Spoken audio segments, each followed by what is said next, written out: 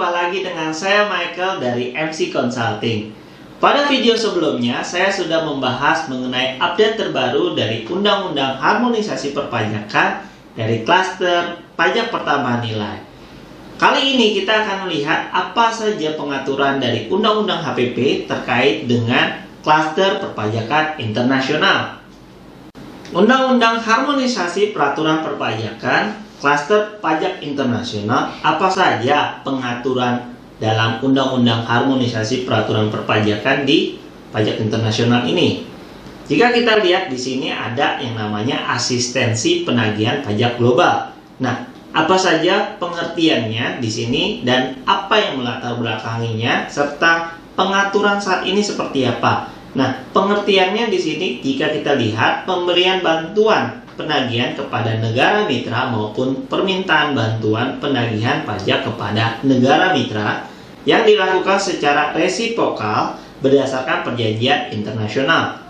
Latar belakangnya adalah saat ini ada 13 P3B yang memuat pasal bantuan penagihan namun belum dapat diimplementasikan secara optimal. Kenapa? Karena belum ada ketentuan dalam undang-undang sebagai legal basis yang membantu untuk pelaksanaan bantuan penagihan pajak tersebut. Nah, pengaturan saat ini seperti apa? Terdapat 13 P3B dengan negara mitra yang memuat pasal bantuan penagihan.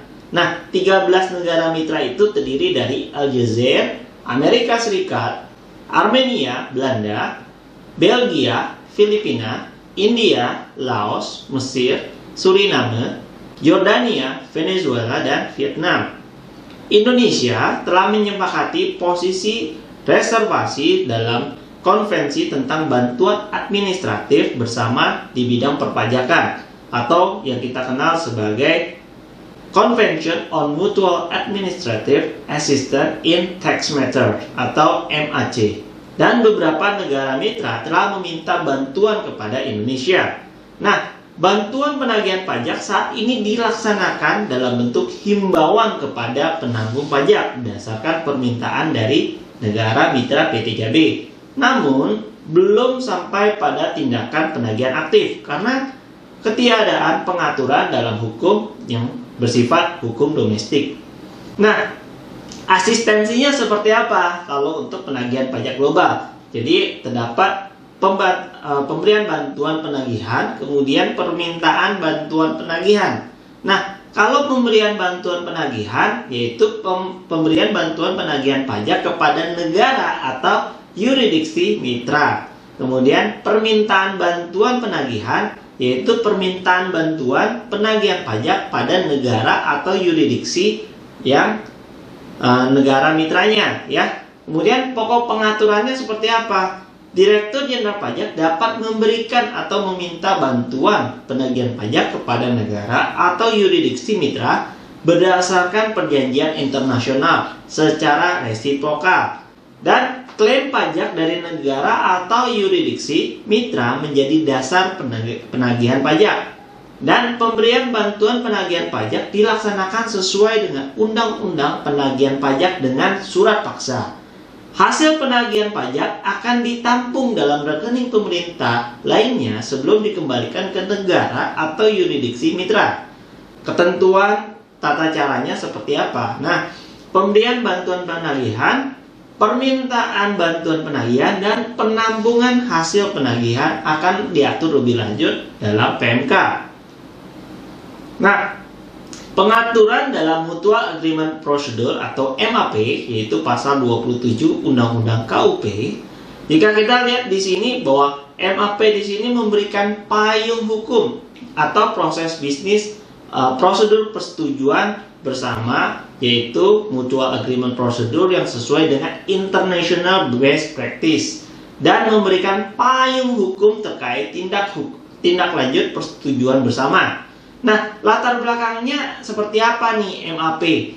Ya, Mutual Agreement Procedure yaitu berdasarkan ketentuan lama WP dapat mengajukan MAP. Namun, proses MAP akan dihentikan dalam hal terjadi putusan pengadilan pajak atau MA. Meskipun jika materi sengketa yang diputus dalam putusan banding atau putusan peninjauan kembali bukan merupakan materi yang diajukan prosedur persetujuan bersama. Nah, kondisi sebagaimana yang dimaksud dalam huruf A pernah nyata terjadi dan mengakibatkan penyelesaian sengketa berjalan berlarut-larut lamanya, serta pada akhirnya membuat WP dirugikan karena tidak bisa mengeliminasi pemajakan berganda. Nah, dalam cakupan yang lebih luas atau ketentuan tersebut, Indonesia juga mendapatkan review yang kurang baik dari negara anggota Inclusive Framework lainnya dalam forum FTA MAP per review. Kemudian selain itu, saat ini SK Dirjen yang terkait tindak lanjut persetujuan bersama merupakan atau termasuk SK pembetulan yang bukan merupakan dasar pengambilan pajak. Untuk itu dibutuhkan pengaturan yang baru yang dapat mengakomodir pengembalian pajak dengan berdasarkan SK Dirjen terkait tindak lanjut persetujuan bersama. Kemudian dari pengaturan sebelumnya dan dirubah di Undang-Undang HPP ini seperti apa? Nah, kalau kita lihat yang sebelumnya bahwa berdasarkan peraturan sebelumnya WP dapat mengajukan MAP, namun proses MAP dihentikan dalam hal terjadi putusan pengadilan pajak atau MA. Meskipun jika materi sengketa yang diputus dalam putusan banding atau putusan peninjauan kembali bukan merupakan materi yang diajukan prosedur persetujuan bersama. Situasi ini menyebabkan WP kehilangan keadilan untuk menghadirkan pengenaan pajak berganda atas isu tersebut yang dijadikan sengketa di pengadilan pajak atau MA. Hal tersebut berdampak kurang positif karena MAP tidak dilaksanakan sesuai dengan International Best Practice.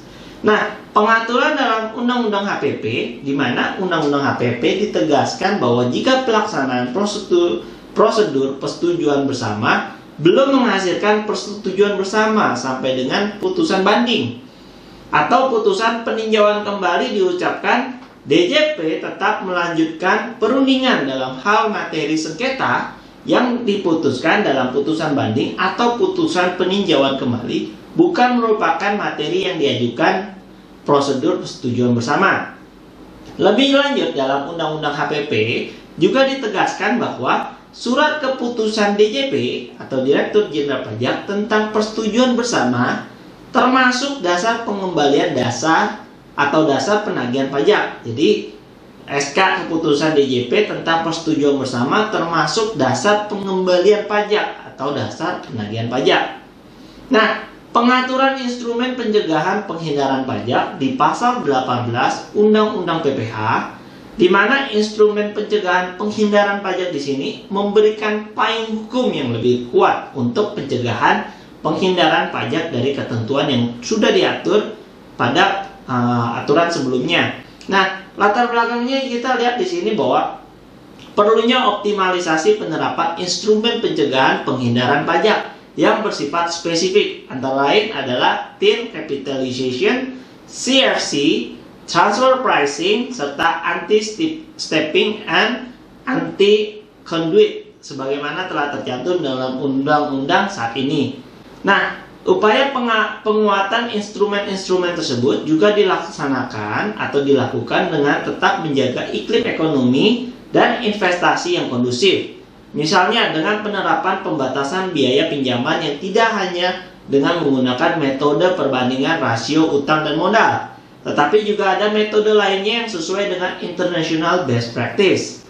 Adanya spirit untuk mencegah penghindaran pajak dengan melakukan penegasan terutama terhadap transaksinya atau skema artifisial yang tidak sejalan dengan prinsip substance over form. Oke? Untuk informasi lebih lanjut, kalian dapat mengakses website kami. Link tertera pada kolom deskripsi di bawah ini. Jangan lupa follow Instagram kami @michaelconsulting dan support YouTube channel Michael Consulting dengan cara like, subscribe, dan share, serta nyalakan lonceng notifikasinya agar kalian tidak ketinggalan video-video terbaru dari MC. Terima kasih.